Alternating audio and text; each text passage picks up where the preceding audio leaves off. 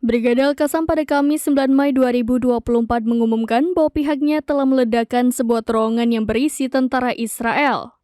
Al-Mayadin melaporkan terowongan yang di dalamnya terdapat bahan peledak telah hancur, termasuk 3 kendaraan militer Israel dan beberapa tentara IDF mengalami luka-luka. Hal tersebut juga telah dikonfirmasi oleh juru bicara militer Israel. Ia mengatakan bahwa 3 pasukannya mengalami luka-luka akibat ledakan itu. Sebelum kejadian, pada hari yang sama, Al-Qassam telah melaporkan bahwa pasukannya akan menargetkan beberapa unit militer Israel, tepatnya di lokasi bagian selatan lingkungan Zaitun di kota Gaza. Pada Jumat 10 Mei 2024, Brigade Al-Qassam telah menyergap pasukan Israel di lokasi Barak Sat Sayal Rafah Timur di jalur Gaza Selatan.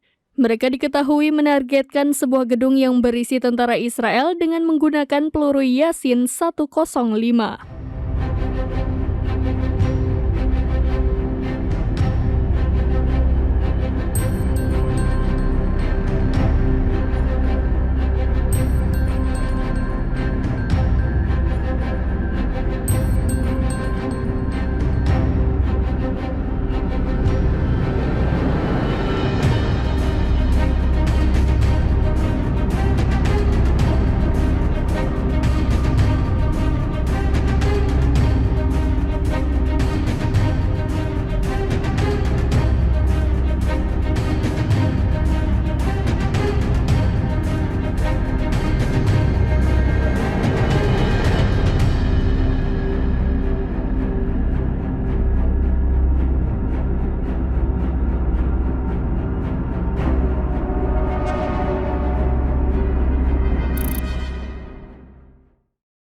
Download Tribun X sekarang, menghadirkan lokal menjadi Indonesia.